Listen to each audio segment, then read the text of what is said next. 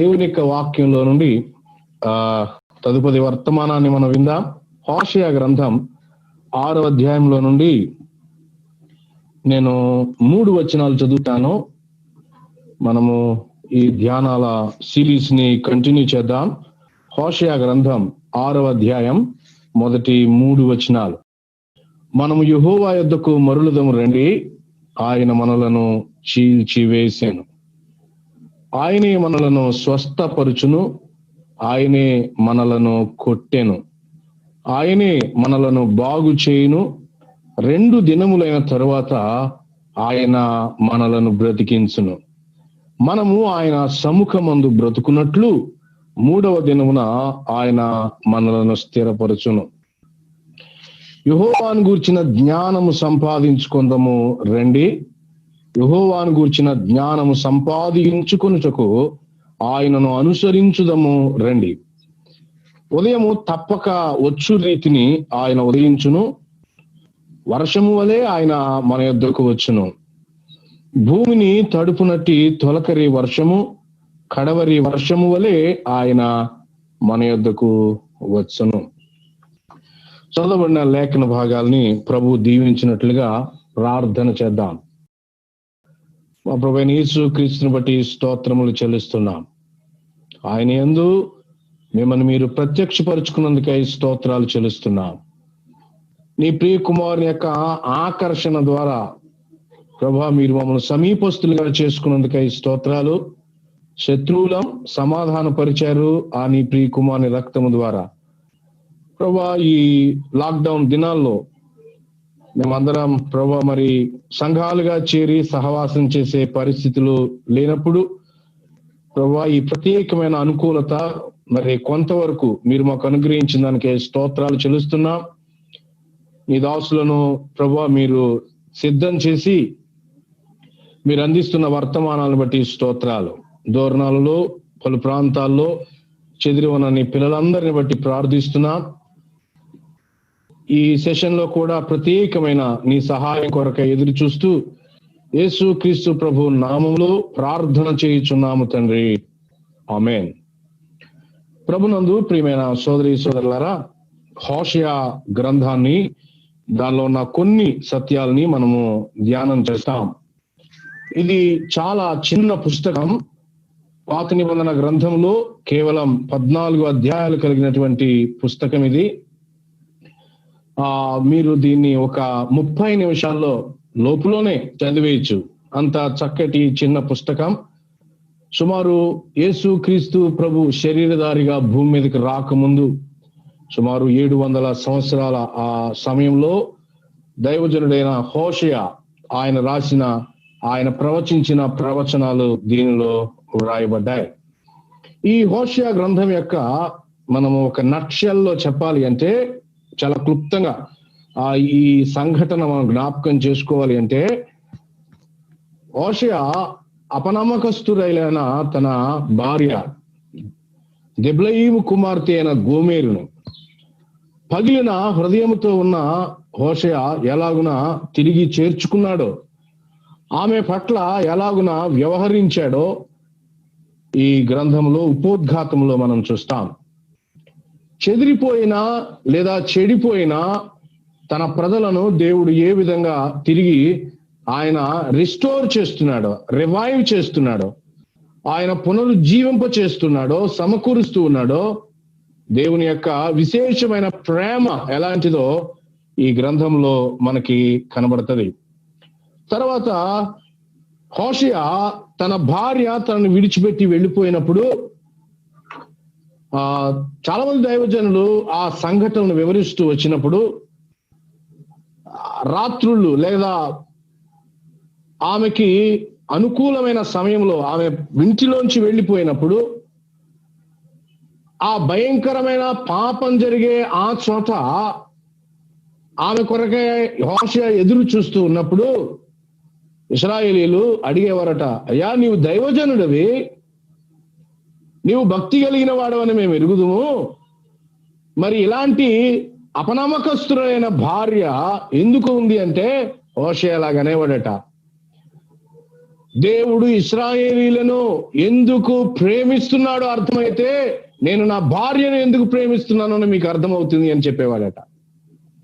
ప్రియమైన సోదరి సోదరులారా, ఈ భయంకరమైనటువంటి అపనమ్మకం కలిగినటువంటి ఈ దినాల్లో, ఈ ప్రవాహంలో కొట్టుకుపోతున్న మనల్ని ఆయన ఇంకా ఎందుకు ప్రేమిస్తున్నాడో మనకి అర్థం కాదు.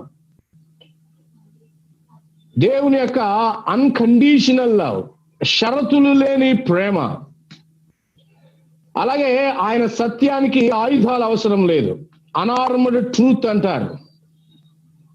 దేవుని యొక్క విశేషమైన ఆ యూనిక్నెస్ అసమానమైనటువంటిది, అది ఆయనకు మాత్రమే ప్రత్యేకం.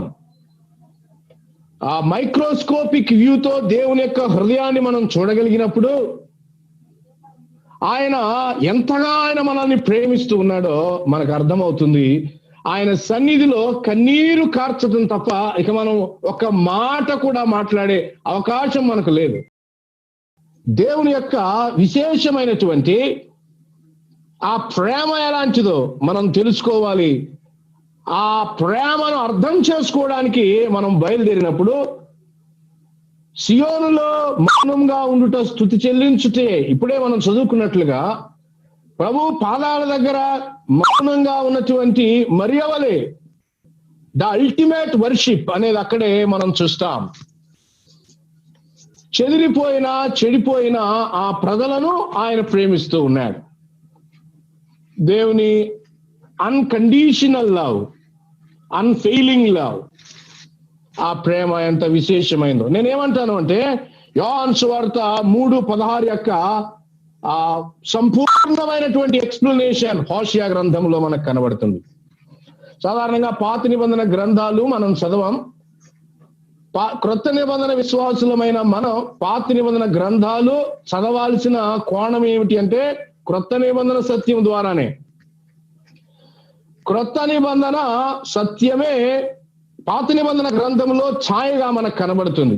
దేవుని అల్టిమేట్ లవ్ ని, విశేషమైన ప్రేమని ఇక్కడ మనం చూస్తున్నాం.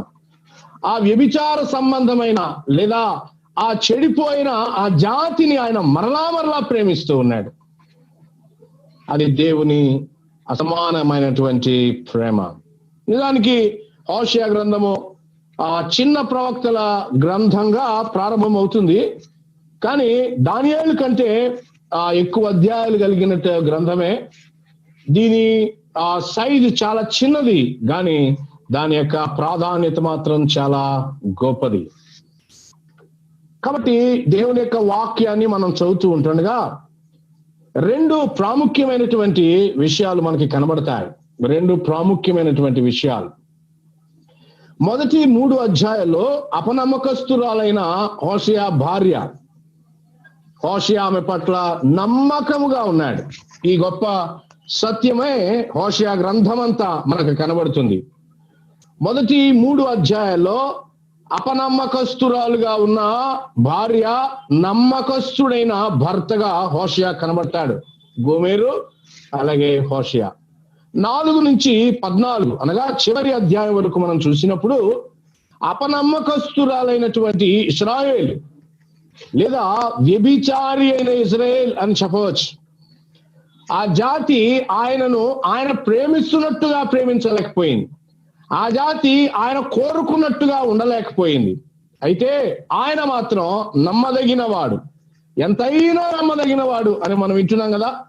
పౌలు తిమోతితో చెప్తున్నాడు, మనం నమ్మదగిన వారం కాకపోయినా ఆయన నమ్మదగినవాడు, ఆయన నమ్మదగినటువంటి వాడు. కాబట్టి ఈ హోషియా గ్రంథంలో మొత్తం అంతా ఉన్న సంగతి ఏమిటంటే ఫెయిత్ఫుల్ గాడ్ ని మనం చూస్తున్నాం. నమ్మకమైన ప్రభు, ఆయన వేటిల్లో నమ్మకమైన వాడో డీటెయిల్ గా వీటిలో మనం చూస్తాం. ఎవరెవరి పట్ల ఆయన నమ్మకమైన వాడు మనం చూస్తాం. వారు తిరిగి పునరుద్ధరించబడ్డానికి దైవ న్యాయం ఎదుట శిక్షకు మాత్రమే పాత్రులు అయినా ఆయన మహాజ్ఞానము చొప్పున తిరిగి వారిని తన సన్నిధికి ఎలాగున తీసుకుని వచ్చాడో మనము చూస్తాం. కాబట్టి మొదటి 3 అధ్యాయాల్లో వ్యభిచారి అయిన హోషియా నమ్మకమైనటువంటి హోషియా, ఆ విధులు గుండా ఆమె కొరకై హోషేయ వెతుకుతూ ఉన్నప్పుడు, అనేక మంది అడిగే ప్రశ్నలకు హృదయం పగిలినప్పుడు, హోషేయ యొక్క పిల్లల ప్రశ్నలకు సమాధానం చెప్పలేనటువంటి స్థితి హోషేయది. ఈ హోషేయ గ్రంథాన్ని మనం అర్థం చేసుకోవాలి అంటే, దేవుని హృదయాన్ని అర్థం చేసుకోవాలి అంటే, ప్రాక్టికల్ గా దేవుడు హోషేయకి ఈ పాఠాన్ని ఆయన బోధిస్తూ ఉన్నాడు. చూడండి, దీనిలో ఉన్నటువంటి మెయిన్ థీమ్ ఏంటి అంటే నమ్మకస్తు అని మనం చెప్పుకున్నాం. తర్వాత ఇశ్రాయేలీయుల యొక్క పాపం ఏంటో చూడండి. వాళ్ళ పాపం ఏమిటంటే బాహ్యంగా వర్ధిల్లుతా ఉన్నారు, ప్రాస్పరింగ్ అవుట్వర్డ్లీ, కానీ ఇన్వర్డ్, హృదయంలో పతనమయ్యారు. దేవుని సన్నిధికి రావటానికి కావలసిన మహిమ గాని, అర్హత గాని, పవిత్రత గాని, నైతికత గాని వారిలో లేదు అనే సంగతి మనం గ్రహించాలి. బాహ్యంగా అభివృద్ధి చెందుతూ ఉన్నారు, ఇండ్లు కట్టారు, వారి యొక్క వ్యవసాయం అభివృద్ధి చెందుతుంది, రకరకాలుగా వారు ఉన్నారు, నిర్భయంగా ఉన్నారు, నిర్భీతిగా ఉన్నారు. అయితే వారి ఇన్వర్డ్ అంతా డికే అయిపోయింది, డొల్ల అయిపోయింది. దేవుని పట్ల వారికి ఉండాల్సిన వైఖరి సరిగా లేదు, ఆయన సన్నిధికి వారు రావాల్సిన పద్ధతి బాగోలేదు. ఇంకా వాళ్ళు ఏమంటున్నారు, మలాకీలో మనం చూస్తాం, మళ్ళా దేవుణ్ణి ఎదురు ప్రశ్న వేస్తూ ఉన్నారు. అంతగా వారి యొక్క హృదయము పతనం అయిపోయింది, డికే అయిపోయింది అని మనం చూస్తున్నాం. ఇక హోషేయ యొక్క ప్రవచనాలు మనం చూసినప్పుడు ఆ దేశం విడిపోయింది కదా, విడిపోయినటువంటి దేశం ఏదైతే ఉందో ఆ నార్దర్న్ కింగ్డమ్ గా, సదరన్ కింగ్డమ్ గా, అంటే ఉత్తర రాజ్యం దక్షిణ రాజ్యంగా విడిపోయిందిగా. చాలా మంది ప్రవక్తలు ఎక్కువగా మనకి యోధాకి ప్రవచించే ప్రవక్తలుగా మనకి కనబడతారు. వారిని మనం చూసినప్పుడు హోషేయ ఇశ్రాయేలు కొరకై ప్రవచించిన వ్యక్తిగా మనం చూస్తాం. యోనా అశూరీయులకి అంటే అన్యులకు ప్రవచనం జరిగించిన లేదా ప్రవక్తగా యోనాను మనం చూస్తాం. అలాగే ఆమోసు, అలాగే హోషేయ ఇజ్రాయేలు మధ్య ప్రవచించిన ప్రవక్తలుగా చూస్తాం. యెషయా, ఇక మరికొంతమంది వారు, వీరందరూ కూడా చెరకు ముందు అంటే ఒక భారీ, ఒక గోదావరిలో ఏమంటారంటే ఈ వరద ఉధృతి వచ్చినప్పుడు గట్టు తెగిపోవడం అంటారు. ఒక భయంకరమైన ప్రాంతం వారికి వచ్చే ముందు దేవుడు ఈ దాసుని పంపించాడు, వారిని మార్చుకోమని చెప్పాడు. కాబట్టి చెరకు ముందు ప్రవక్తలు ఉన్నారు, చెరలో ఉండి ప్రవచించిన వారు ఉన్నారు, తర్వాత రిస్టోర్ అయిన తర్వాత దేవుడు వారికి వర్తమానం. కాబట్టి ఇశ్రాయేలు రాజ్యం గాని లేదా యూదా రాజ్యం గాని వారు పతనమయ్యే ముందుగా దేవుడు ఎంత కనికరంగా గెలివాడు, ఆ ఫైనల్ వార్నింగ్ ని ఆయన ఇస్తున్నట్లుగా మనం చూస్తూ ఉన్నాం. అలా జ్ఞాపకం చేశాను, అన్యులకు ఆయన యోనాను పంపించాడు, అశూరీయులకు వాక్యాన్ని చెప్పాడు. కింగ్డమ్ లో ఆ ఉత్తర రాజ్యంలో ఆమోస్ ప్రవచించాడు, అలాగే హోషేయ ప్రవచించాడు. ఈ కింగ్డమ్ లో యెషయా అలాగే మీకా వారు ప్రవచించినట్లుగా మనం చూస్తూ ఉన్నాం. దానికి ముందు మహాకనికరం కలిగిన వర్తమానానికి వదిలి వచ్చేది, జలప్రళయానికి ముందు నోవాహును పంపించినట్లుగా, సొదొమ గొమొర్రాల నాశనానికి ముందు వారికి ఆయన అబ్రాహాముతో మాట్లాడుతూ వచ్చాడు. నీతిమంతులు ఆయన వెతుకుతా ఉన్నాడు. అనేకమైన సందర్భాల్లో ప్రతి దానిలో కూడా పతనమయ్యే ఆ పరిస్థితుల ముందు చేదాటిపోయి ఇక మా వల్ల కాదు అనే దానికి ముందు అక్కడ ఆల్రెడీ ఆయన వర్తమానం ఇచ్చాడు. దీన్నే సాక్షార్థమైన సేవ అంటారు. సేవ రెండు రకాలు, ఒక్కొక్కటి ఫలభరితంగా దాని రిజల్ట్స్ భూమి మీదే కనబడతాయి. కొన్నిసార్లు ఎవడు ప్రభువుని నమ్ముకోకపోవచ్చు కానీ ఆయన దాన్ని సాక్షార్థంగా అకౌంట్ లోకి తీసుకుంటాడు. ఇర్మియా సేవ అంతా చూడండి, ఎవడు ప్రభువుని నమ్మాడు? సుదీర్ఘ 40 సంవత్సరాల పరిచర్యలో కన్నీటి ప్రవక్తగా కన్నీళ్లు కారుస్తూ సేవ జరిగిస్తూ వచ్చాడు. అరణ్య రోదనే. ప్రియమైన సోదరి సోదరులారా, నేటి దినాలు ఆ దినాలుగానే కనబడతా ఉన్నాయి. అంత్య దినాల్లో మనం ఉన్న కడవరి గడియ అని యోహాను చెప్పాడు. అపాయకరమైన కాలాలు అని పౌలు చెప్పాడు. ప్రమాదకరమైన రోజుల్లో మనం ఉన్నాం. బయట పరిస్థితులు ఎంతో ఆందోళనకరంగా ఉన్నాయి. ఏ సమయంలో ఏం జరుగుతుందో మనం ఎవరం కూడా ఏమీ చెప్పలేని పరిస్థితి. అంచనా వేయడానికి కూడా మేధావులకి సైతం అది కుదరనటువంటి పరిస్థితి మధ్యలో మనం ఉన్నాం. ఏదైనా జరగవచ్చు. నేను ఎందుకు ఈ భాగాలు తీసుకున్నాను అంటే, ప్రభు నాశనానికి ముందు అందించే వర్తమానాన్ని ఒకవేళ వారు మార్చుకుంటే ఆయన చెరను ఆపివేస్తాడు. అంత సమర్థుడు ఆయనే కదా. ఇజ్రాయేల్ మీద అష్షూరుని రేపిన, యోధా మీద బబులోనుని రేపిన ఆయన చేదాటిపోయింది ఏదీ లేదు కదా. కాబట్టి హోషేయ గ్రంథంలో ఉన్న గంభీరమైనటువంటి సత్యాన్ని మనం జ్ఞాపకం చేసుకుంటూ ఉన్నాం. ఆ చెడిపోయిన ప్రజలు, దేవునికి దూరమైపోయినటువంటి ప్రజలు, ప్రియులారా, బయటకు అన్ని ప్రోగ్రామ్స్ బాగానే ఉన్నాయి, అన్ని రకాల ఎక్విప్మెంట్స్ బాగానే ఉన్నాయి, కానీ అంతరంగాన్ని ఆయన పరిశీలించినప్పుడు ఒక్కొక్కళ్ళు గర్వంతో బాధపడేవాళ్ళు, ఒకడు అసూయతో బాధపడేవాళ్ళు, ప్రేమ లేమితో బాధపడేవాళ్ళు, స్వఘనతను కోరి బాధపడేవాళ్ళు. హృదయంలో ఉన్న ఆ దిక్కే, ఆ కుళ్ళుని ఆయన సన్నిధికి అది ఆటంకం. కాబట్టి రిస్టోరేషన్ దినాలు ఇవి. లాక్డౌన్ కంటే ఆయన మనల్ని పునరుద్ధరించే దినాలు అని నా భావన. ఆయన దగ్గరికి మరలా మనం వచ్చినప్పుడు మనం వింటూ ఉన్నట్లుగా యేసుక్రీస్తుని ప్రభువుగా, రాజుగా, ఆయన్ని దేవునిగా గ్రహించి ఉండాల్సిన మనం ఉన్నప్పుడు ఆయన కనికరిస్తాడు. మనం కారణం ఏమిటి అంటే, ఆరాధన చేస్తే ఆశీర్వాదం వస్తుందనో, ప్రార్థన చేస్తే పనులు అవుతాయనో నేడు బోధ వినబడతా ఉంది. ప్రార్థించటమైనా, ఆరాధించటమైనా, కీర్తించటమైనా ఏమైనా ఆయన వాటికి యోగ్యుడు కనుక మనం చేయాలి అంతే. ప్రియమైన సోదరి సోదరులారా, రైట్ యాటిట్యూడ్ ని, సరైన వైఖరిని దైవ సన్నిధిలో మనం తీసుకురావటానికి హోషేయ గ్రంథాన్ని ప్రభు మనకి జ్ఞాపకం చేస్తూ ఉన్నాడు. చూడండి, మొదటి 3 అధ్యాయాలు నేను అవుట్లైన్ జ్ఞాపకం చేస్తాను. ప్రభు చిత్తమైతే వీటి డీటెయిల్స్ ని తర్వాత సెషన్స్ లో మనం నేర్చుకుంటాం. ఈ అవుట్లైన్ ని మనం చూసినప్పుడు మొదటి 3 అధ్యాయాలు యేసుక్రీస్తు ప్రభు భూలోకంలో ఉన్నప్పుడు ఆయన ఒక ఉపమానాన్ని చెప్పాడు. లూకా సువార్త 15లో. అక్కడ 15వ అధ్యాయంలో 3 సంగతులు కనబడతాయి. తప్పిపోయిన గొర్రె, పోగొట్టబడినటువంటి నాణ్యం, అలాగే తప్పిపోయిన కుమారుడు, ప్రొడిగల్ సన్ అంటాం. అయితే ఈ మొదటి 3 అధ్యాయంలో ప్రొడిగల్ వైఫ్ కనబడుతుంది, తప్పిపోయిన భార్య. దేవుడు తన ప్రజలను ప్రేమించడాన్ని వివాహ సంబంధంతో పోల్చాడు మనకు అర్థం కావడానికి, కానీ దానికి మించింది అది. మనకు అర్థం కావటం కొరకై మనకి తెలిసిన వాటితోటి ఆయన మనతో మాట్లాడుతూ ఉన్నాడు. ఇక్కడ ప్రొడిగల్ వైఫ్ ని మనం చూస్తాం. మొదటి అధ్యాయం నుంచి 3వ అధ్యాయం ఆఖరి వరకు. మొదటి అధ్యాయంలో మొదటి 11 వచనాల్లో ఆమె ఎలాగున అపనమ్మకస్తురాలో చెప్పాడు, వివరిస్తూ వచ్చాడు. ఆమె జీవితం రాయబడి ఉంది. ఆమె జీవితం వాటిని సరిగా పరిశీలించినప్పుడు దానిలో ఆ అర్థంలో మనమే కన్నా అన్ఫెయిత్ఫుల్ పీపుల్, అన్ఫెయిత్ఫుల్ వైఫ్. మనం ఇలా చేద్దాం, మొదటి 3 అధ్యాయంలో ఆమె గురించి చదువుతూ ఉంటుండగా ఉద్యోగంగా మనం ఏమై ఉన్నామో చూస్తాం.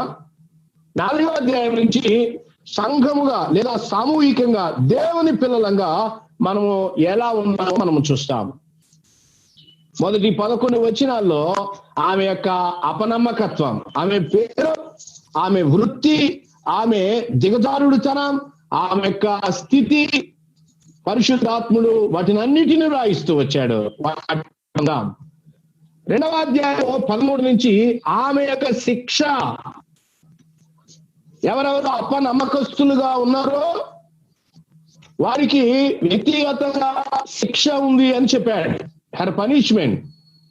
2వ అధ్యాయం 13 వచనాల వరకు మనం చూస్తాం. 2వ అధ్యాయంలో 14 నుంచి 23 వరకు మనం చూసినప్పుడు ఇశ్రాయేలుని లేదా ఆ గోమెరుని ఆయన ఎలా ఉన్న రిస్టోర్ చేశాడు అంటే పునరుద్ధరించాడు. పతనమైన పనికి వాని స్థితిలో ఉన్న మానవ జాతిని ఆయన ఎలా పునరుద్ధరిస్తున్నాడో ఇక్కడ చెప్పాడు. God is at work. దేవుడు పనిలో ఉన్నాడు. ఆదాము పాపం చేసిన ఆ మరుక్షణం నుంచి ఆయన విశ్రాంతి లేకుండా ఉన్నాడు. ఆయన పని చేస్తూనే ఉన్నాడు. ఇప్పుడు కూడా ఆయన పనిలో ఉన్నాడు. నిన్ను నన్ను సరైన స్థితిలోనికి తీసుకురావడానికి ఆయన పని చేస్తున్నాడు. 14 నుంచి 23 వచనాలు దేవుని అద్భుతమైన పనితీరు మనకి కనబడుతుంది. 3వ అధ్యాయం మొదటి 5 వచనాలు చూసినప్పుడు దేవుని విమోచన, లోకము ఎన్నడూ చూడనట్లుగా దేవుని విమోచన, గోమేరుని భాష ఎలాగున ఆ సంతలో నుంచి కొన్నాడో రెడెంప్షన్ ని ఇక్కడ మనం చూస్తాం. కాబట్టి మొదటి 3 అధ్యాయాల్లో వ్యక్తిగతంగా కూడా మనం తీసుకున్నప్పుడు మనం ఏం గ్రహించాలి అంటే, ఆమె తప్పిపోయినటువంటి భార్య, ఆమె యొక్క అపనమ్మకత్వం, దాన్ని బట్టి ఆమెకు వచ్చిన శిక్ష, ఆమెను దేవుడు లేదా ఎలాగున ఆమె పునరుద్ధరించబడిందో, ఎలాగున ఆమె విమోచించబడిందో మొదటి భాగంలో మనం చూస్తున్నాం. తర్వాత భాగంలో మనం చూసినప్పుడు ప్రొడిగల్ పీపుల్, తప్పిపోయినటువంటి దేశము తప్పిపోయింది. ఒక్కడు కూడా చూడండి, కొన్ని వచనాలు మనం చూసినప్పుడు 4వ అధ్యాయం ఇశ్రాయేలు వారులారా అన్నాడు, 5వ అధ్యాయంలో యాజకులారా అన్నాడు. ఇశ్రాయేలీలను చూస్తే వారు ఎలా ఉన్నారు? యెహోవా మాట ఆలకించుడి, సత్యమును కనికరమును దేవుని గుర్చిన జ్ఞానమును దేశమందు లేకపోవుట చూచి. దేశమంతటిలో సత్యము లేదు, దేవుని జ్ఞానము లేదు. 2వ వచనం అబద్ధ సాక్ష్యం ఉంది, అబద్ధమాడే వాళ్ళు ఉన్నారు, హత్య చేసే వాళ్ళు ఉన్నారు, దొంగిలేవారు ఉన్నారు, వ్యభిచరించేవారు ఉన్నారు, జనులు కన్నము వేస్తారు, మానక నరహత్య చేస్తారు. ఈ సుపారి హత్యలు చేసేవాళ్ళు, భ్రూణ హత్యలు చేసేవారు, నిర్లజ్జగా పాపాన్ని జరిగిస్తూ దేవుని పిల్లలమని చెప్పుకునేవాళ్ళు అనేక మంది ఉన్నారు. కాబట్టి దేశం ప్రలాపిస్తుంది అన్నాడు. ప్రొడిగల్ పీపుల్ ఎలాగునా వాళ్ళు తప్పిపోయారో చెప్తున్నాడు. 5వ అధ్యాయం చూసినప్పుడు యాజకులారా నా మాట వినండి అని చెప్తూ యాజకులతోటి మాట్లాడుతూ ఉన్నాడు, నాయకులతోటి ఆయన మాట్లాడుతూ ఉన్నాడు. రైట్. ఈ 4 నుంచి 14 అధ్యాయాలు మనం చూసినప్పుడు మొదటి 2గా దీన్ని చూస్తాం. 4 నుంచి 10 అధ్యాయాలు ఒక భాగంగా, 11 నుంచి 14 అధ్యాయాలు ఒక భాగంగా. 4 నుంచి 10 అధ్యాయాలు మనం చూసినప్పుడు మొదటిగా ప్రభు వారి మీద ఆరోపణలు చేస్తూ ఉన్నాడు, వారి నేరమేంటో చెప్తూ ఉన్నాడు. ఇప్పుడే మనం చదివాం కదా 4వ అధ్యాయము మొదటి 19 వచనాలు, మొత్తం అధ్యాయం అంతా ద ఇండక్ట్మెంట్ అంటే నేరారోపణ. అపనిందలు వేరు, నిందలు వేరు కదా. ఆయన మన నేరం ఏమిటో చెప్తూ ఉన్నాడు. 5వ అధ్యాయంలో నేరానికి వచ్చే తీర్పు. తర్వాత 6వ అధ్యాయంలో మనం చూసినప్పుడు ఇశ్రాయేలీయుల యొక్క ప్రార్థన, అదే ఇందాక మనం చదువుకున్నాం. తర్వాత 7వ అధ్యాయం చూసినప్పుడు ఇశ్రాయేలు మనకు కనబడుతుంది. ఈ 16 వచనాల్లో ఇశ్రాయేలు యొక్క నేరాలు, నేరపూరితమైన స్వభావంగా ఇశ్రాయేలు ఎలా మారిపోయింది, అబ్రహాము విశ్వాసం ఏమైపోయింది, యాకోబు, ఇస్సాకులు, ఆ దావీదు, మోషే వారి పితరుల యొక్క అవన్నీ ఏమైపోయాయి? అవి లేవు. ఇప్పుడు నేరపూరితమైన ఇజ్రాయేల్ గా మారిపోయింది. ఆ క్రైమ్స్ ని ఆయన వివరిస్తూ ఉన్నాడు. నువ్వు బయటికి బాగానే ఉందనుకుంటున్నావు కదా, ఇదిగో నీ నేరం అని 7వ అధ్యాయంలో ఆయన చెప్తూ ఉన్నాడు. 8 నుంచి 10వ అధ్యాయం, 8, 9, 10 ఈ 3 అధ్యాయాల్లో తీర్పును గురించినటువంటి ప్రవచనాలు ఉన్నాయి. గుర్తుపెట్టుకోవాలి, మన దేవుడు మాట్లాడే విధానం ఏమిటి అంటే, మొదట ఆయన పాపాన్ని గురించి చెప్తాడు, తర్వాత పాపం ఎలా రక్షిస్తాడో అన్న విధానాన్ని చెప్తాడు, 3వది తీర్పుని గురించి ఆయన చెప్తాడు. అందుకే కదా యోహాను సువార్తలో మనం చూస్తాం 16లో నీతిని గురించి, తీర్పుని గురించి, పాపాన్ని గురించి ఆయన ఒప్పింప చేస్తాడు అన్నాడు. దేవుని పద్ధతి ఇది. వరకనే మనలో పాపం మన మీద రాయి చండిపోయేవాడు కాదు. సర్వ మానవ జాతిని వాస్తవాన్ని తెలియచేసి విడిపించేవాడు ప్రభు. ఒకవేళ ఆయన మాట వినకపోతే ఉండే తీర్పును కూడా ఆయన చెప్పాడు. నేటి దినాల్లో ఆయన తీర్పును గురించి చాలా మంది అవమానకరంగా జాలిగల దేవుడు అన్నారే, ఎందుకు మరి ఇలా చేస్తున్నాడు అనే వాళ్ళు చాలా మంది ఉన్నారు. ఆయన జాలి కలిగిన వాడే, ఈ తీర్పుకి కారణం ఈ పాపమే. కాబట్టి తీర్పును గురించి ఆయన తప్పక వివరిస్తాడు. ఇక 11 నుంచి 14 వచనాలు 14 అధ్యాయాలు మనం చూసినప్పుడు రిస్టోరేషన్. ఇప్పుడు వరకు మనం జడ్జిమెంట్ ని మనం చూస్తూ వచ్చాం, తీర్పును చూస్తూ వచ్చాం. ఇప్పుడు నుంచి గంభీరమైనటువంటి అధ్యాయాలు, చివరి అధ్యాయాలు, చక్కటి అధ్యాయాలు, మెసేజ్ ఆఫ్ రెస్టోరేషన్. ఆయన తిరిగి సమకూరుస్తాడు, ఆయన పునరుద్ధరిస్తాడు, పునర్జీవాన్ని ఇస్తాడు, ఉజ్జీవాన్ని ఆయన ఇస్తాడు. 11వ అధ్యాయం మొదటి 11 వచనాలు మనం చూసినప్పుడు తప్పిపోయిన ప్రజల పట్ల దేవుని ప్రేమను చెప్పాడు. God's love for the prodigal people. తప్పిపోయిన వారి పట్ల దేవుని ప్రేమ. ఎంత చక్కటి మాట. ఎడారిలో గొంతుక ఎండిగిపోయి చావుకు సమీపంగా ఉన్నప్పుడు నీళ్లు అందించినట్లుగా తప్పిపోయిన వారిని తిరుగుబాటు చేయకుండా ఆయనకు లోబడితే ఆయన ఇచ్చే ఆఖరి అవకాశాలను మనం చూస్తూ ఉన్నాం. God's love, unfailing love, unconditional love ని మనం చూస్తా ఉన్నాం. తర్వాత 11 నుంచి 13 చూసినప్పుడు తీర్పు వేరు, క్రమశిక్షణ వేరు, నిత్య దండన వేరు. నిత్య దండన అవిధేయులకి, రక్షించబడిన వారికి ఆయన క్రమశిక్షణ చేస్తాడు. ఎబ్రీ 12లో తండ్రి కుమారుల గురించి చెప్తూ, దుర్బీజుల గురించి చెప్తూ ఆయన క్రమశిక్షణ గురించి చెప్పాడు. ఆయన క్రమశిక్షణ చేస్తాడు, లేదా వారిని ఆయన తిరిగి హత్తుకుంటాడు, వారిని దగ్గరగా ఆయన చేసుకుంటాడు, వారిని పిలుస్తాడు. కాబట్టి వారిని చేర్చుకుంటూ 11, 13 అధ్యాయాల్లో మనము చూస్తాం. ఇక ఆఖరి అధ్యాయం 14లో మనం ఏం చూస్తామంటే వారిని రిస్టోర్ చేస్తాడు ఫైనల్ గా. వారి కిన్నడు తప్పిపోరు, వారు తొట్టిల్లరు, వారు చక్కగా ఉంటారు. కాబట్టి చాలా శ్రేష్టమైన ప్రవచనాలు 14లో ఉన్నాయి. God's restoration of the prodigal people అంటారు. కాబట్టి మనం ఏం జ్ఞాపకం చేసుకుంటున్నాం, 2 విభజనలు చెప్పాను.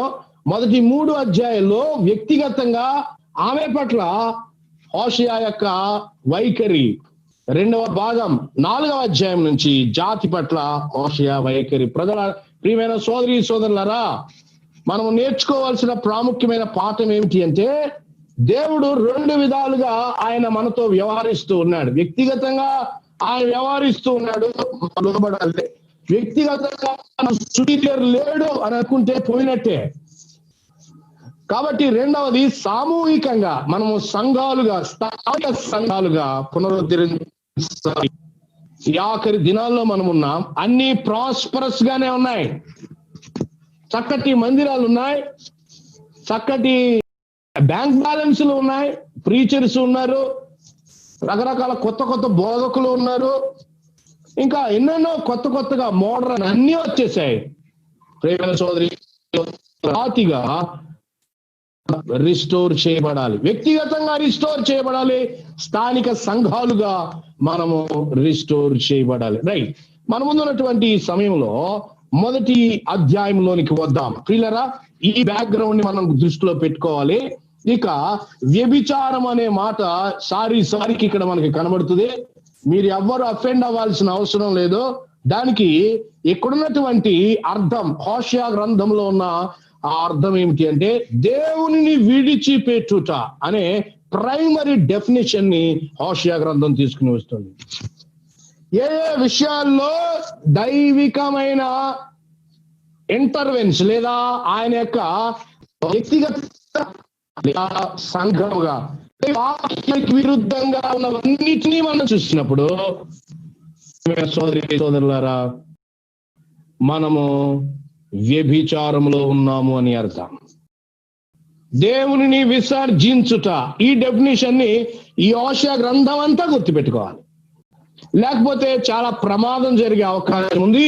కాబట్టి మొదటి ఆమె హార్లెట్ ఇక 4వ అధ్యాయం నుండి జాతి అంతా ఎందుకు వ్యభిచారి అని చెప్పబడుతుంది అంటే వారు నిజ దేవుణ్ణి విడిచిపెట్టారు. ఏ దేవుడైతే గద్ద రక్కల మీద ఆయన ఐగుప్తు నుండి మోసుకుని వచ్చాడో ఆ దేవుణ్ణి వాడు విడిచిపెట్టారు. బయలుని ఆరాధించడం ప్రారంభించారు. కానాను దేవతలు, మోయాబీలు దేవతలు, ఆ ఫిలిస్తీన్ల దేవతలు, వీటిలో అనేకమైనవి వారు అనుసరిస్తూ వచ్చారు. ఇశ్రాయేలు ఎంతో చక్కగా కనబడేవారు, మళ్ళా లోక ప్రభావము చేత బాధింపబడేవారు అనేక మంది కనబడతా ఉన్నారు నేటి సంఘాల్లో. కాబట్టి ప్రభు మనకి వర్తమానం అందిస్తూ ఉన్నాడు. హోషేయ గ్రంథాన్ని మనం చూసినప్పుడు హోషేయ గ్రంథంలో కొన్ని సంగతులు మనం విభజనలోనికి చూద్దాం. చూడండి, మొదటి 2 అధ్యాయాల్ని ఇక్కడ మనం ఏం జ్ఞాపకం చేసుకోవాలంటే, హోషేయని దేవుడు లివింగ్ పారబుల్ గా పెట్టాడు, అంటే సజీవమైన ఉపమానం. హోషేయ, నీ జీవితాన్ని ఉపమానంగా ఇస్తావా? ఎస్ ప్రభువా ఇస్తాను. అయితే నేను చెప్పినట్టు చెయ్యి. ఈ జాతికి ఒక పాఠం నేర్పించాలనుకుంటున్నాను. ఈ జాతి ప్రజలు వారికి వివరించాలనుకుంటున్నాను. కాబట్టి నువ్వు పోయి ఒక వ్యభిచారిని పెళ్లి చేసుకో అని చెప్పాడు కదా. మొదటి అధ్యాయంలో 3వ వచనంలో మనం చూస్తాం. ఆ 2వ వచనంలో ఈ జనులు యెహోవాను విసర్జించి బహుగా వ్యభిచరించి ఉన్నారు. కాబట్టి వ్యభిచారానికి డెఫినేషన్ ఇక్కడ కనబడుతుంది, ప్రభువుని విసర్జించటం. అది ఎంత భయంకరమైన నేరం. కాబట్టి నీవు పోయి వ్యభిచారము చే స్త్రీని పెండ్లాడి వ్యభిచారం వల్ల పుట్టిన పిల్లల్ని తీసుకును అని ఆయన హోషేయకు ఆజ్ఞాపించాడు. నేను ముందే చెప్పినట్లుగా ఒక దైవజనుడు ఒక వ్యభిచారిని ఎట్లా పెళ్లి చేసుకుంటే, దేవుడు ఎందుకు ఆ ఇశ్రాయేలు జాతిని ప్రేమిస్తున్నాడు? హోషేయ అడిగేవాడు, అయ్యా నీవు దైవజనుడివి, ఎందుకు ఈ పెళ్లి నీవు చేసుకున్నావు అంటే దేవుడు ఆజ్ఞాపించాడు పాఠాన్ని నేర్పించటం కోసం. అసలు నేను ఎందుకు ఈమెను పెళ్లి చేసుకున్నానో మీకు తెలియాలి అంటే, దేవుడు ఇశ్రాయేలు ఎందుకు ప్రేమిస్తున్నాడో మీరు చెప్పండి. ఎందుకు ప్రేమించాలి ఆయన? ఒకసారి రోమాపత్రిక 9వ అధ్యాయంలో ఉన్న విషయాలు చార్లెస్ స్పర్జన్ గారు వాక్యం అందిస్తూ ఉంటుండగా ఆయన ఏ మాటలు మరలా మనకి మలాకి 1వ అధ్యాయంలో కనబడతాయి. నేను యాకోబును ప్రేమించాను, ఏశావును ద్వేషించాను అంటే, మీటింగ్ అయిపోయిన తర్వాత వృద్ధురాలు వచ్చిందట. ఆమె వచ్చి ఆమె అడిగింది ఏమిటి అంటే, అయ్యా దేవుడు ఎందుకండి పక్షపాతంగా ఉన్నాడు? యాకోబుని ప్రేమించడం ద్వేషించలేని అడిగితే, ఏశావుని ఎందుకు ద్వేషించాడు అని అడిగితే అప్పుడు ఆయన చెప్పాడటమ్మా, ఏశావుని ఎందుకు ద్వేషించాడు అనేది నీ ప్రశ్న అయితే, నాకు అర్థం కానిది ఏంటంటే అసలు ఆ యాకోబుని ఎందుకు ప్రేమించాడు అని. ఆయన ఇచ్చిన వాగ్దానాన్ని బట్టి ఆయన వచ్చాడు. కాబట్టి ఆయన లోకము గొప్ప నగరం. ఈ రోజుకి కూడా వరల్డ్ ఫిలాసఫీ అంతా కూడా ప్లేటో, సోక్రేట్స్ నుంచి వచ్చింది, అరిస్టాటిల్ నుంచి వచ్చింది. ఈ రోజు కూడా ఆ ఫిలాసఫీని దాటిన ఫిలాసఫీ ఇంకొకటి లేనే లేదు. గ్రీసు దేశం, గ్రీకుల నేల, దాన్ని ఆయన ప్రేమించలేదు. ఇశ్రాయేలీయులను బాధించి బబులోన్ని ఆయన ప్రేమించలేదు. హ్యాంగింగ్ గార్డెన్స్ ఉన్నాయి. బబులోను జ్ఞానం. ఒకే ఒక సమాధానం ఎప్పుడు చిత్తం ప్రభువా. అబ్రాహాములో చూస్తాం, సమయంలో మనం చూస్తాం, చిత్తం ప్రభువా, I am at your hand. నేను నీ చేతి దగ్గర ఉన్నాను, నీ చేతి పనివాడిని. I am at your hand, use me. కష్టంగా ఉంటుంది యెహోషువ, అయినా పర్వాలేదు ప్రభువా, నేను నిన్ను ప్రేమిస్తున్నాను. హోషేయ ఇస్ ఎ లివింగ్ పారబుల్. ప్రియమైన సోదరి సోదరులారా, అలాగే మరి కొంతమంది దైవజనులు ఉన్నారు. ఒక ముగ్గురిని నేను జ్ఞాపకం చేస్తాను. దేవుని వర్తమానం కొరకై జీవితాలు ఇచ్చినవారు. యెషయాను మనం చూస్తాం. యెషయా చెప్పులు లేకుండా 3 సంవత్సరాలు వీధులు గుండా నడవాలి అని ప్రభు చెప్తే, ప్రభు తప్పకుండా నడుస్తాను అన్నాడు. మీరు యెషయా 20 అనుకుంటాను, చదువుకోండి. ఇశ్రాయేలు పరిస్థితి ఏమిటో చూపిస్తూ ఉన్నాడు యెషయా. యెషయా ఎండ, యెషయా మరి చలి, అయ్యా మరి ఎలాగున్నాడు ఆ పరిస్థితి అని ఏమి అనలా. నువ్వు నడవాలి అంటే నడిచాడు యెషయా. ఒక యుద్ధ ఖైదీ వలె బట్టలు లేకుండా, కాళ్ళకు చెప్పులు లేకుండా ఇశ్రాయేలు దుస్థితి ఇది అని చెప్పడానికి వారి మధ్య నడిచిన యెషయాను మనం చూస్తాం. 2వ దైవజనుడు ఇర్మియాను మనం చూస్తాం. కాడి కట్టుకో, పలుపు కట్టుకో అని చెప్పాడు. 3 నెలలు ఎంతో బరువది. కూర్చున్నా, నిద్రపోయినా, లేచిన ఆ కాడి ఇశ్రాయేలు మీద ఆ చెరకాడి. పిల్లరా, sorry for the technical issues, right. తమ జీవితాన్ని ఇచ్చినటువంటి దైవజనులను మనం చూస్తా ఉన్నాం. వారు తమ జీవితాల్ని ప్రభు కొరకే ఇచ్చేశారు. వర్తమానం ఇవ్వటం కాదు, వర్తమానం కొరకే తమ జీవితాన్ని, ప్రభువా మా జీవితాన్ని కూడా మీరు వాడుకోండి అని చెప్తా ఉన్నారు, రైట్. ఈ విషయాలు మనం చూస్తూ ఉంటుండగా మనము యెషయా యొక్క జీవితం ఎలాగ ఇవ్వబడిందో వర్తమానం కొరకే చూస్తున్నాం. యెషయా జీవితం ఇవ్వబడింది. అలాగే ఇర్మియా జీవితంలో 3 నెలల పాటుగా ఆయన లివింగ్ ఎగ్జాంపుల్ గా మనకి ఒక ప్రాక్టికల్ ఎగ్జాంపుల్ గా కనబడతా ఉన్నాడు. జీవితాంతం వాళ్ళు గొప్ప మాదిరి కలిగిన దైవజనులే.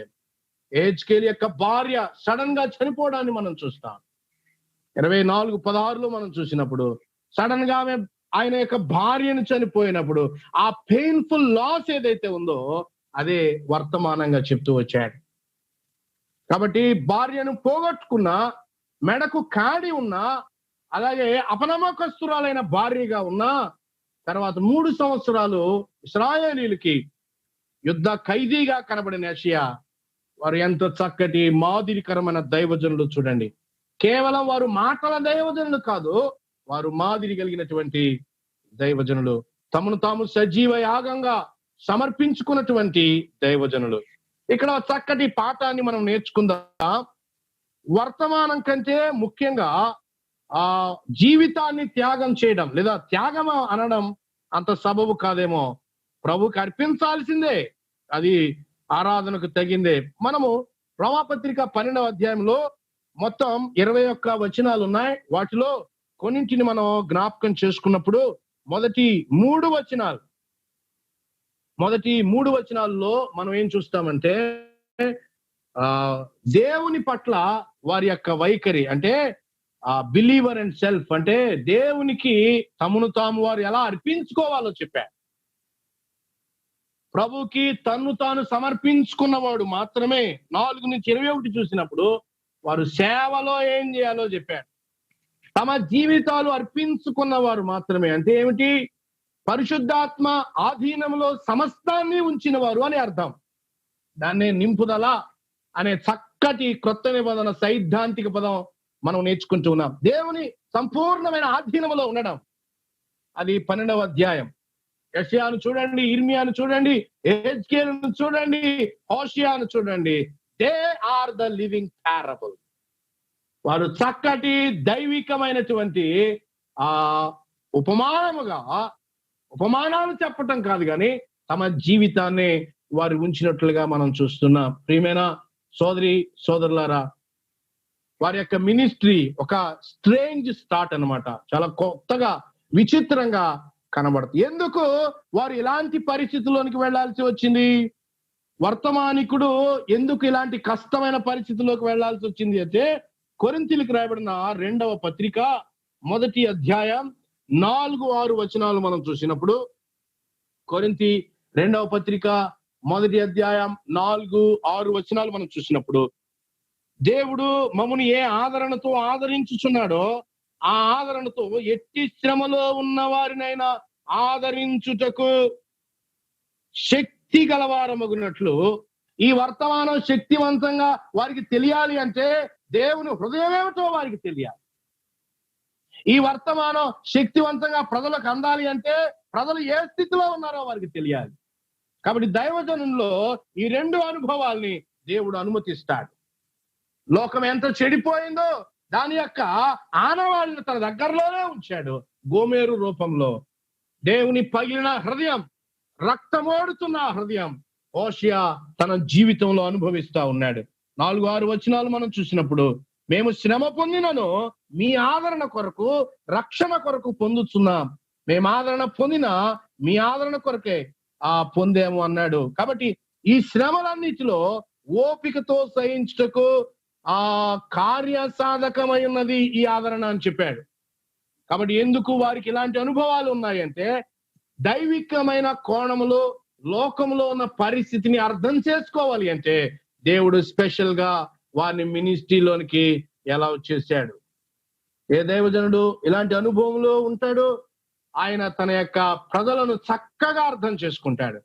కాబట్టి అది నింద కాదు, దేవుని విశేషమైన సార్వభౌమాధికారంలో ఆయన తన ఇష్టం వచ్చినట్లు చేస్తాడు కదా. గోమెరును పెండ్లి చేసుకోవటంలో దేవుడు తన యొక్క మోరల్ స్టాండర్డ్ ని మార్చుకోలేదు. కానీ ఇశ్రాయేలీయుల యొక్క వ్యభిచారాన్ని బట్టి వారిని ఎలా ప్రేమిస్తున్నాడో వివరించడానికి ఆయన అలాగున హోషేయాని ఆయన అడిగినట్లుగా మనము చూస్తాం. కాబట్టి హోషేయ గ్రంథంలో మొదటి వచనాలన్నింటిలో మనం చూస్తూ ఉంటుండగా హోషేయ యొక్క కాలాన్ని మనం చూస్తున్నాం, హోషేయ యొక్క ఆ పరిస్థితిని మనం చూస్తున్నాం. ఇజ్రాయేలు ప్రాంతంలో ప్రవచించినటువంటి ప్రవక్తగా మనం హోషేయను మనం చూస్తా ఉన్నాం. హోషేయ కాలంలో అది 755 నుంచి 714 వరకు ఇంకా అష్షూరుకి వెళ్ళిపోతారు అనగా ఆయన ప్రవచిస్తూ వచ్చాడు.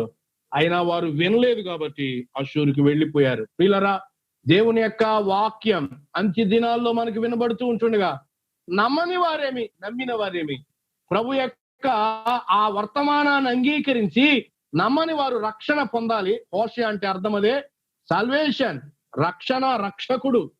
కాబట్టి ఆ ఉత్తర భాగములో ప్రవచించిన ఆ ప్రవక్తలలో ఒకడుగా మనం చూస్తున్నాం. 40 సంవత్సరాలు పరిచర్య చేశాడు, కానీ లివింగ్ ఎగ్జాంపుల్ గా వారి మధ్య ఉన్నాడు. కానీ వారు ఆయన వర్తమానాన్ని అంగీకరించినట్లుగా మనకి ఏమాత్రం కూడా కనపడదు. హోషేయ గ్రంథంలో ఉన్న ఈ 2 అధ్యాయాల యొక్క క్లుప్త సారాంశాన్ని నేను జ్ఞాపకం చేసి నేను ముగిస్తాను. క్లుప్త సారాంశం హోషేయ గ్రంథంలో మొదటి 2 అధ్యాయాల క్లుప్త సారాంశం. ఇంతకుముందు మనం గ్రంథ విభజన విన్నాం, ఇప్పటి నుంచి మళ్ళా సబ్ డివిజన్స్ వింటాం. మొదటి 9 వచనాల్లో హోషేయ ఆయన భార్య కనబడతారు. మొదటి అధ్యాయం 10 నుంచి 2వ అధ్యాయం 1 అంటే 3 వచనాల్లో ఇశ్రాయేల్ యొక్క ఫ్యూచర్ హోప్ మధ్యలోని ఆయన పెట్టాడు. ఆయన వారి పాపాన్ని గురించి చెబుతూనే వారికి ఆయన ఏమై ఉన్నాడో, ఆ హోప్ ఏమై ఉందో వారికి ఆయన వివరిస్తూ ఉన్నాడు. 2వ అధ్యాయము 2 నుంచి 13 వరకు ఎంతో విచారకరమైనటువంటి భాషతో రాయబడిన ఆ గోమెరు పాపం అక్కడ కనబడతా ఉంది. ఇజ్రాయేలు పాపం అక్కడ కనబడుతుంది. ఆమె యొక్క దేవునిని లేదా హోషేయను విసర్జించినటువంటి ఆ హార్లెటరీ లేదా వ్యభిచారం అక్కడ కనబడతా ఉంది. ఇక 14 నుంచి 23 వచనాలు చూసినప్పుడు ద డోర్ ఆఫ్ హోప్, ఆ నిరీక్షణ ద్వారం అక్కడ మనకి కనబడతా ఉంది. నిరీక్షణ ద్వారం. మొదటిగా హోషేయను గురించిన కొన్ని సంగతులు, ఆయన కుటుంబాన్ని గురించి మొదటి 9 వచనాల్లో మనము జ్ఞాపకం చేసుకుని ముగించుకుందాం. చూడండి, హృదయము పగిలి ఆయన తన భార్యని వెతుకుతున్నట్లుగా మనం చూస్తా ఉన్నాం. ఆమె భయంకరమైన స్థితిని బట్టి ఆమె ఎక్కడుందో వెతుకుతా ఉన్నాడు. మన ప్రభు మనల్ని వెతికే పద్ధతి కూడా ఇదే. తప్పిపోయిన వారిని ఆయన వెతికేవాడు, ఆయన వెతుకుతూ ఉన్నాడు. హృదయము పగిలి, ఇది అనుభవించినప్పుడు మాత్రమే దేవుని హృదయాన్ని అతను అర్థం చేసుకోగలడు. కాబట్టి అతడు హృదయం పగిలి అతని భార్య గురించి వెతుకుతా ఉన్నాడు. ఒక చక్కటి వ్యక్తికి అపనమ్మకస్తులైన భార్య లేదా భర్త ఉంటే ఎంత భయంకరమైంది కదా. వారి హృదయము ఎప్పుడు పగిలే ఉంటుంది. అయితే ఎవరి స్టోరీయో వినటం కాదు, కానీ హోషేయకి ఫస్ట్ హ్యాండ్ ఎక్స్పీరియన్స్ దేవుడు ఇచ్చాడు. ఏమిటి హోషేయ అనుభవం అంటే, అపనమ్మకస్తురాలైన ఆమెని ప్రేమిస్తూ ఉండడం. ఇది ఎంత విశేషమైందో చూడండి, ఎంత కష్టమో ఆలోచన చేయండి. అపనమ్మకస్తురాలైన ఆమెని ద్వేషించకుండా, ఆమెపై కోపము చూపకుండా, ఆమెపై పగ చూపకుండా, ఆమెపై ఆరోపణలు చేయకుండా ఆమెను ప్రేమిస్తూ ఉండడం. ప్రేమైన సోదరి సోదరులారా, వైవాహిక జీవితంలో ఇలాంటి దురదృష్టకరమైనటువంటివి జరగకూడదు. అంటే ఎందుకు వాడానంటే, వాక్యానికి విరుద్ధమైనగా ఆ అన్ఫెయిత్ఫుల్నెస్ దేవుని పిల్లల జీవితాల్లో కనబడకూడదు. మెరిటల్ అన్ఫెయిత్ఫుల్నెస్ అంటారు. ఈ దినాల్లో అది కొత్త ఏమి కాదు, మనం ఎరుగుదాం. మనం ఎరుగుదాం. చాలా సార్లు ఇలా ఉందయా, మా పరిస్థితి ఎలా ఉందయా అని కన్నీటితో చెప్తున్న పార్ట్నర్స్ ని మనం చూసినప్పుడు ఎంతో దిగులు, విచారం నాకు అనిపిస్తుంది. ఎప్పుడు కూడా ప్రభు కూడా మనల్ని ఇలాగే భరిస్తూ ఉన్నాడు కదా. మీరు ఎవరైనా ఇలాంటి అనుభవం గుండా వెళ్తూ ఉన్నారేమో, మీరు బాగా అర్థం చేసుకోగలరు దేవుని యొక్క గాయపడిన హృదయం ఎలాంటిదో. నిన్ను నన్ను ఆయన అలాగే ప్రేమిస్తూ ఉన్నాడు. ఆయన శ్రమల మధ్య మనతో సావాసం చేస్తున్నాడు. శ్రమ పడుతూనే, ఆయనకు నచ్చకపోయినా, దేవుని దాసులు ఇంతవరకు చెప్తూ వచ్చారు, మన ఆరాధన క్రమాలు ఏమి సరిగా లేవు, వాటిని మనం ఒప్పుకోవాలి. ఆయన కోరుకునేటట్టుగా లేదు. ప్రోగ్రాం బ్రహ్మాండంగా ఉంది, కానీ వైఖరిని మనం చూసినప్పుడు, ఆ వైఖరిని మనం చూసినప్పుడు ఆయన ఇష్టపడేవాడుగా లేడు. ఇక ఎఫెసీ పత్రిక 4వ అధ్యాయం 32వ వచనంలో మనం చూసినప్పుడు ఆయన క్షమిస్తూనే మనతోటి ఆయన సహవాసం చేస్తూ ఉన్నాడు. ఆయన సున్నితమైన హృదయం, పాపము లేనటువంటి వాడు, ఆయన జాలి కలిగినటువంటి వాడు. హోషేయ అంటే అదే.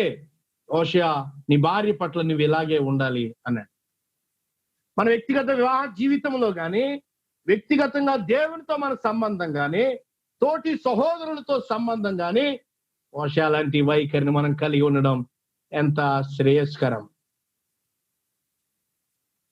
మోషే అలాగే నడిపిస్తూ వచ్చాడు. ఆ ప్రజలు తిరగబడినప్పుడు, ఆ వేగుల వారు తిరగబడినప్పుడు, రాళ్ళెత్తినప్పుడు, సొంత ఇంటి వారే ఆయన మీద సణుక్కున్నప్పుడు అతడు సాగిల పడ్డాడు.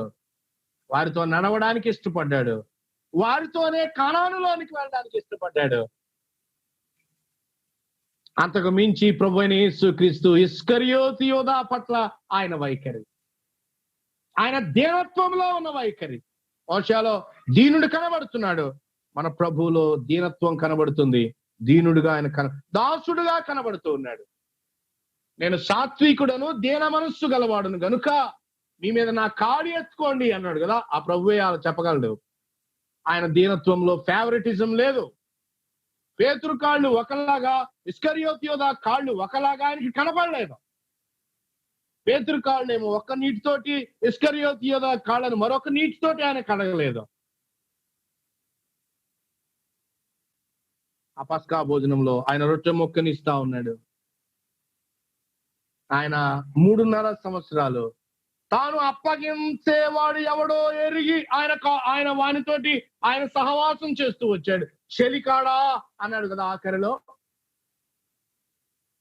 గాయం చేసే తోటి సహోదరులతో ఉండడం నిజంగా కష్టం.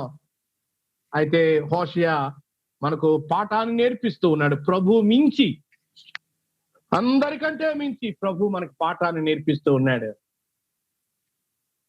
హోషేయ జీవితం ఎంతో ప్రత్యేకమైనది. అపనమ్మకస్తుల పట్ల ప్రభు యొక్క విశేషమైనటువంటి ప్రేమ. హోషేయ అతని భార్య విషయంలో అతను పడిన బాధ టెంపరరీ, కొన్ని సంవత్సరాలే. కానీ ఇశ్రాయేలీయుల పట్ల దేవునికి ఉన్నటువంటి బాధ అది సుదీర్ఘకాలం పాటు సాగుతూనే ఉంది.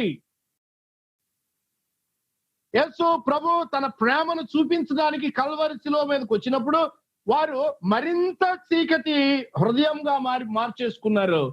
వారు హృదయంలో మీద ముసుగుంది అని చెప్పాడు, అంధకారమయమైంది అని చెప్పాడు. క్రొత్త నిబంధనలో చాలా సార్లు యెషయా ప్రవచనాలు మనకు కనబడతాయి. ఎస్పెషల్లీ మత్తయి సువార్తలో, అలాగే మార్కు, లూకా, యోహాను సువార్తలో. యోహాను సువార్తలో యెషయా వారి హృదయము అంధకారమయమైంది అన్నాడు. ఎంతగా అంధకారమైందో అంతగా పరలోకపు దేవుణ్ణి వారు బాధిస్తూ ఉన్నారు. సోదరి సోదరుడా, ఆ ప్రభుని బాధించే అంశాలు ఏమైనా మనలో ఉన్నాయా? మనం ఆలోచన చేయాలి. ఎంతో విచిత్రంగా పరిచర్యను వారు ప్రారంభిస్తూ వచ్చారు. దానికి వారు తమ జీవితాలు త్యాగం చేశారు. సోదరి సోదరులారా, ఎలాగున ప్రభు పట్ల మన వైఖరి ఉంది, అపనమ్మకస్తుల పట్ల మనం ఎలా ఉన్నాం? 4-5 వచనాలు చూడండి. 4-5 వచనాల్లో మనకి యెజ్రెయేలు అనే పేరు కనబడుతుంది. యజ్రియల్. యజ్రియలు అనగా 2:22లో ఇచ్చిన అర్థం ఏంటంటే, యజ్రియలు అనగా యెహోవా విత్తును, దేవుడు విత్తినవాడు అనే అర్థం. అక్కడ ఏం జరిగింది? దేవుడు విత్తినవాడు అనే అర్థం ఉంది. కానీ యజ్రియలుకి మనము రాజుల గ్రంథాన్ని మనం చూసినప్పుడు ఆ యజ్రియలుకు బదులుగా దేవుడు వారిని స్కాటర్ చేశాడు, చెదరగొట్టాడు కదా. ఆయన 4వ వచనం ఆఖరి మాట, ఇశ్రాయేలు వారికి రాజ్యం ఉండకుండా తీసివేదును. ఒకసారి యజ్రియల్లో ఏం జరిగిందో జ్ఞాపకం చేస్తూ ఉన్నాడు. యజ్రియల్లో ఏం జరిగిందో వారికి చెప్తూ ఉన్నాడు. అలా మరలా చేస్తాను అంటా ఉన్నాడు ఆయన. సౌలు, దావీదు, సొలొమోను వరకు ఇశ్రాయేలు దేశం ఐక్య రాజ్యంగా ఉంది. తర్వాత రాబాం వచ్చిన తర్వాత అవి విడిపోయాయి అని మనం వింటాం, మనం ఎరుగుదాం. వారిలో మనకి యెహూ అనేవాడు కనబడతాడు. యెహూ జరిగించిన నరమేధం మనకి ఆ ఇశ్రాయేలు రాజు జరిగించిన నరమేధం యజ్రియల్లో కనబడుతుంది. దేవుని మాట వినకపోతే శవాల గుట్టలే కదా. ఏ గొప్ప దేశమైనా శవాలను లెక్క పెట్టడంలో లెక్కించడం రావట్లేదు. ఒకవేళ లెక్క పెట్టినా ఇతరులకు భయపడి తప్పు లెక్కలు చెప్తా ఉన్నారు. ఈ వుహాన్లో, లేకపోతే రష్యాలో, బ్రెజిల్లో, ఇండియాలో కూడా. ప్రియమైన సోదరి సోదరులారా, దైవ వర్తమానాన్ని విని ఆ వర్తమానానికి తగినట్లుగా మనం స్పందించకపోతే జెహూ స్లాటర్ మరలా జరగబోతా ఉంది. ఇది ఆల్రెడీ ప్రారంభమైంది. ప్రభు మనల్ని రిస్టోర్ చేయడానికి వర్తమానం ఇస్తూ ఉన్నాడు. రాజుల 2వ గ్రంథం 9-10 అధ్యాయాలు మనం చూసినప్పుడు అక్కడ ఎలాగున్న వారు హత్య చేయబడ్డారు. ఆహాబు కుటుంబం, ఆహాబుకి 70 మంది కుమారులు, వారు తలలు ఎలాగున్న గంపలో పెట్టి తేబడ్డాయో చెప్పాడు. పాతి పెట్టడానికి ఇప్పుడు స్థలాలు కూడా లేవు కదా. ప్రజలు ప్రాణాలు పోగొట్టుకుంటూ ఉన్నారు. అలాంటి భయంకరమైనటువంటి యజ్రియలు గురించి చెప్తున్నాడు. ఇశ్రాయేలు నా మాట విను, ఇదిగో యజ్రియలు, నువ్వు పెళ్లి చేసుకున్నావు కదా హోషేయ, నీకు కొడుకు పుట్టాడు కదా, పేరు పెట్టి ఏమని పేరు పెట్టాలి? యజ్రియలు అని పేరు పెట్టావు. స్కాటర్. పిల్లరా, తన వివాహంలోనే కాదు, తన పిల్లల పేళ్లలో కూడా దైవ వర్తమానం దాగి ఉంది. ప్రభు చిత్తమైతే రాత్రి వేళ దాన్ని మనం ధ్యానం చేస్తాం.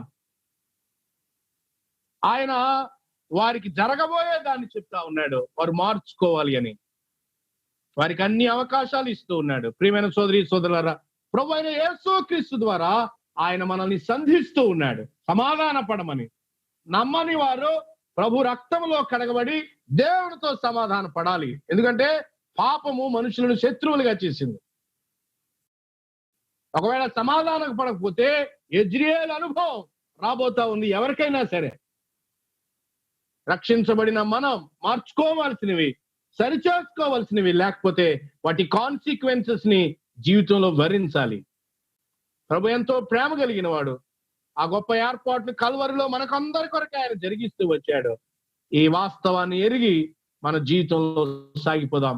ప్రభు చిత్తమైతే సాయంకాలం వేళ హోషేయ యొక్క ఆ కుటుంబాన్ని, అలాగే ప్రాఫెసీ ఒకటి ఉంది ఇజ్రాయెల్ గురించి, దాని గురించి మనం ఆలోచన చేస్తాం. ప్రభు ఈ మాటలు మన కొరకై దీవించును గాక. ఆమేన్.